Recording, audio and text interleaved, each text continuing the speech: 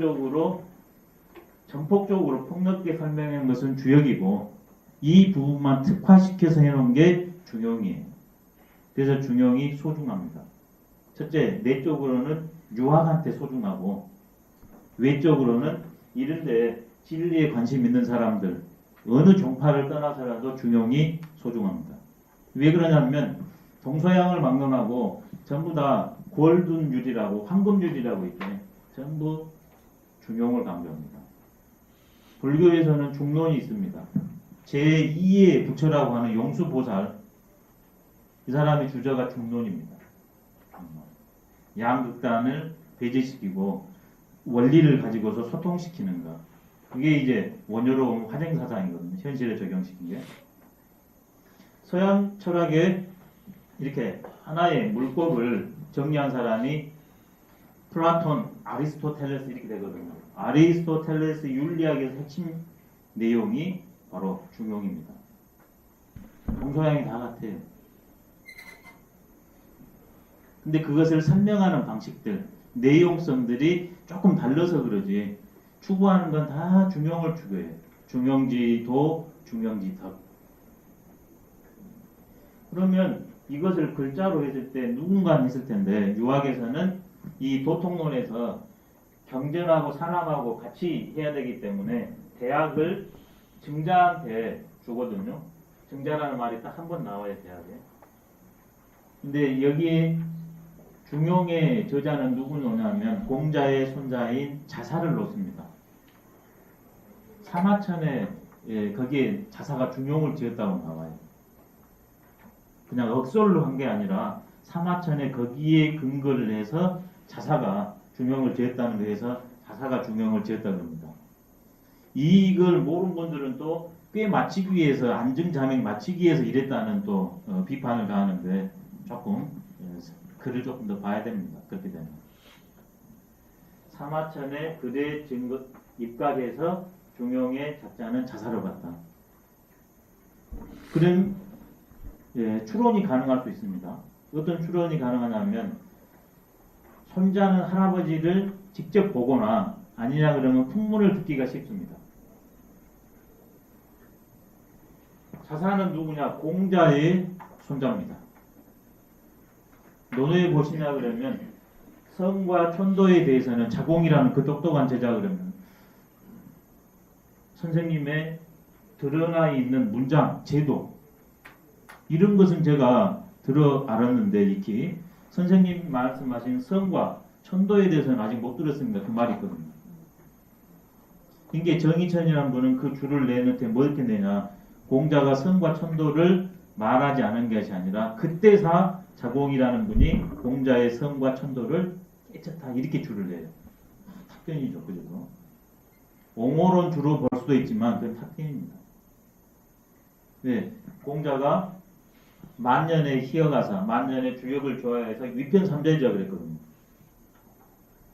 이게 자공이 공자를 모셨던 공자와 이 자사가 밭을 아니면 풍문으로 들었을 공자는 어떻게 했어요? 설법이 말하는 내용성이 다르죠. 이게 천과 인에 대해서만 자공이 말하지 않았다고 하는 천과 성에 대해서만 논현에는 줄기차게 말했을지 모릅니다. 만년의 휘역에서 6편3절이니까 주역은 천과 인의 문제거든요. 그러면 그것을 계승 발전해서 자사라는 이가 물론 제자들도 말을 했겠죠. 그걸 해가지고 하나의 자기 할아버지가 말하지 않았던 성과 선에 대한 문제로 완성시킨 게 중용일지도 모릅니다. 저는 그런 입장을 보고 있습니다. 지은이는 자사고 왜 그랬을까? 바로 공자의 논현의 관점이 천과 성에 대해 온통 집중되어 있다. 그 다음에 춘추에서 전국시절로 오냐 그러면 제자박가락 해가지고 모든 사상들이 일어납니다. 그래서 찬화가가 필요해요. 춘추 전국 시절 그 다음에 계사장과 중용이 바로 제 개인적으로 생각했을 때 공자가 유학을 토대로 잡은 이후에 최초로 일어난 유학의 철학화 사건이다. 중용과 계사장, 대학 이런 것들이. 특히 그 중에서도 대학은 외적인 삼각형 8조목으로 평천한 문제로 갔다면 아닌 문제로 상대적으로 중용은 수기의 측면으로 해가지고 천과 성의 문제에 더 깊숙이 하는, 그래서 안과 박, 표리의 관계에 중용과 대학이 있지 않는가, 이런 것들은 성리학자들이 말한 설에 근거를 했습니다. 대학은 겉이고 중용은 아니라는 설은 성리학자들이 미리 말씀을 하셨습니다. 중용이 이런 책이라는 것을 먼저 알 필요가 있습니다. 그렇다면 왜 중용이 중요할까? 중용을 해야만이 자유롭고 행복하며 내적으로, 외적으로는 평화롭게 공존할 수 있다고 보기 때문에 그럽니다. 그러면 도대체 중용이 뭘까? 여기에 대해서 알아야 됩니다. 중용은 뭐냐? 두 가지로 풀어줄 수 있습니다. 첫 번째, 동사 일반 그대로, 동사 목적어. 이번에는 목적어를 강조해가지고 앞에 뺀 목적어 동사 이렇게 할 수 있습니다. 중용의 의미를 중용의 책으로 설명드리면 이렇게 됩니다. 이게 용이라는 것은 여러 의미가 있는데 크게 말씀드리면 이 세 가지 의미가 있습니다. 정, 상, 용. 용자. 정이라는 것은 정도입니다. 불변의 원리. 상이라는 것은 일상상이에요. 일상적인 것. 용이라는 건 쓸 용입니다. 이때 목적으로 쓰였으니까 정과 상으로 쓰인 겁니다. 보편의 원리, 정. 그것이 일상적으로 구현되는 일상상.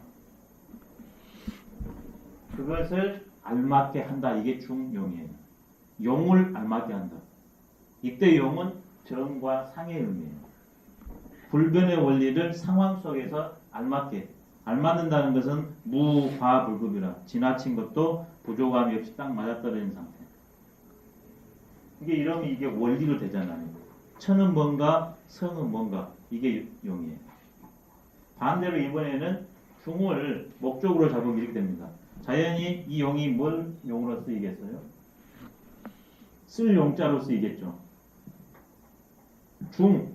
이때의 중은 현상입니다. 꿰뚫는 원리입니다. 현상을 꿰뚫는 원리가 중요해요. 그것을 쓴다. 이게 중용입니다. 다 돼요. 그러면 중자가 어떻게 걸렸습니까? 목적으로도 걸리고 동사로도 걸렸잖아요. 그래서 이 중은 이렇게 쓰면 이게 원리 최고, 동사를 쓰면 이게 작용용이잖아요. 이렇게 쓰면 이게 최고, 이게 용이지 않습니까? 그럼 중은 어떤 의미를 가지고 있냐? 단일한 의미가 아니라 복합적 의미다. 중은 변치 않는 원리를 말할 때도 있고, 그것을 상황에 적재적소에 쓰는, 활용하는 용의 의미를 다 갖고 있어요. 중이라는 게. 이쪽이 중정의 중입니다. 변치 않는 중, 원리. 이쪽은 시중의 중이에요. 상황에 맞아떨어지는 중. 중은 중정의 중과 시중의 중이다.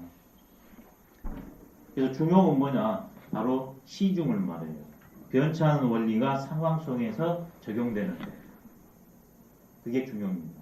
그러니까 당연히 중용에서는 변치 않은 원리는 뭐고 상황은 뭐냐에 대해서 처음부터 끝까지 논의가 됩니다. 이것을 이제 철학적으로 했으니까 현상적으로 설명을 한번 드릴게요. 거울로 예를 한번 들어보겠습니다. 아니, 저울로 한번 할게요. 동쪽으로 훨씬. 저울. 저울을 가지고 중용을 설명해 볼게요. 먼저 변치 않은 원리가 있어야 되죠. 변치 않은 원리가 저울에서 뭐겠습니까? 저울이 천층이 있습니다. 이렇게 있죠. 그러면 변치 않은 원리가 뭐겠어요? 이것이 변치 않은 원리겠죠. 늘 0을 가르치는 것. 그러면 상황의 중은 뭐겠어요? 무게가 50kg가 올라갔습니다. 그러면은요, 몇 킬로가 나와야 됩니까? 여기에 50이 나와. 이게 시중이에요. 시중. 불변의 중. 그렇게 되어 있을 때만 시중이 돼요. 그러니까 중은 한 자리잖아. 그게 중요해요. 그렇게 쓰는 게, 그렇게 사는 거. 근데 이 기준이 1입니다. 이건 중정의 중이 아니죠, 벌써. 그럼 50kg가 올라가면 몇 킬로 나옵니까? 51kg 나오죠. 이게 과예요. 이번에는 이 기준이 마이너스 1로 되어 있네. 그럼 50kg 나오면 올라가면 몇 킬로 나옵니까? 이게 불급이에요. 과나 불급이 없이 50kg면 늘 50kg가 되죠. 이게 중용입니다. 그럼 중용을 하려면 뭐가 먼저 돼야 되는가? 내가 늘 영의 상태로 있어야 된다는 거. 영의 상태로만 있으면 무조건 50kg, 49kg, 10kg 매 순간 돼요. 그러면 이제 영으로 돌아온 게 관건이죠. 그러지 않습니까? 영으로 돌아왔을 때 제대로 재지니까 그게 수양이에요. 첫째, 나는 영이다. 그러면서 매 순간 잰다. 이게 나의 모습, 존재의 모습이다. 그러면 그렇게 살아야 되니까 영으로 돌아온 게 수양이에요. 그리고 상황마다 여러 상황이 오잖아요. 그게 바로 옳은 관계입니다. 인간관계도. 그 다음에 자연으로 가면 동물과 식물과 이 천지 조화에 만나는 것. 이것을 알맞게 하는 게 중용입니다. 근데 그 근거를 어디에 두냐? 천명지위성에 두고 처음부터 끝까지 설명해요. 그래서 중용을 뭐라고 그러냐? 신법의 대표라고 그럽니다. 신법. 법은 법이다. 진리다. 근데 어떤 진리냐? 마음. 네, 마음으로 파악을 하니까. 신법의 왕이라고 그럽니다. 중원은. 유학의 마음 공부가 어디 있냐? 그럽니다. 마음. 맹자의 맥구설이 있고, 근데 중용을 보고 맹자를 보면 맹자가 전부 신법이에요. 유학의 신법을 제대로 볼 수 있는 게 중용에서 볼 수 있죠. 그만큼 중용 보기가 어렵습니다. 이제 이런 구조를 알고 봐도 어려운데 이런 구조를 모르고 본다 너무나 어려워요. 근데 구조를 알고 보면 너무나 맛이 있는 게 중용이에요. 중용은 뭐냐? 나에 대한 설명이에요. 요즘 말로 하면 나 사용 설명서가 중용이에요. 흥미진진합니다. 그래서 첫 번째 나는 어떤 존재인가부터 나와요. 천명지위성이다. 거울로 한번 해드려볼게요. 이번에는 똑같은 건데 거울. 거울이 제일 처음에는 아무것도 없이 이렇게 깨끗하지 않습니까? 이게 나의 본래 모습입니다. 그러면 대상이 뭐냐 그러면 A는 A, B는 B. 예쁘면 예쁜 대로, 멋지면 멋진 대로, 추함은 추한 대로 있는 그대로 다 보여줘요. 깨끗한 것 중정, 본래 모습. 원대로 보여주는 것 시중, 상황에 알맞은. 그게 중용입니다. 근데 이제 이게 안 될 경우가 일어나기 시작합니다. 어떨 때 안 되냐? 여기에 먼지가 전체적으로 입혀졌습니다. 그러면 비치기는 비치되 제대로 안 비칩니다. 작동은 하지만 왜? 내가 벌써 본래 모습이 아니니까. 두 번째는 이런데 얼룩이 이렇게 많이 있습니다. 깨끗한데 다른 데는 있는 그대로 보이지만 여기는 안 보입니다. 세 번째는 이렇게 깨진 데가 있어요. 이렇게.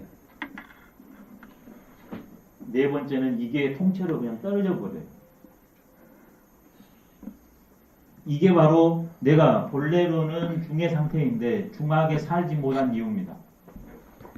중용에서 그런 얘기도 전부 설명합니다. 선천적인 요소와 후천적인 요소로 그런 것을 하나씩 하나씩 설명을 드리겠습니다. 나는 중용의 존재로 상황에 맞게 시중할 수 있는데 왜 그렇게 못하는가? 어떻게 하면 그걸 회복할까? 회복됐을 때 관계 맺기는 어떻게 될까? 그런 걸 논해놓은 게 중용이고, 그런 입장에서 중용을 한번 7가지로 제가 준비를 해봤습니다. 지금 이게 이제 큰 중용에 대한 설명이고, 이걸 구체적으로 7개로 해가지고 설명을 드려보겠습니다.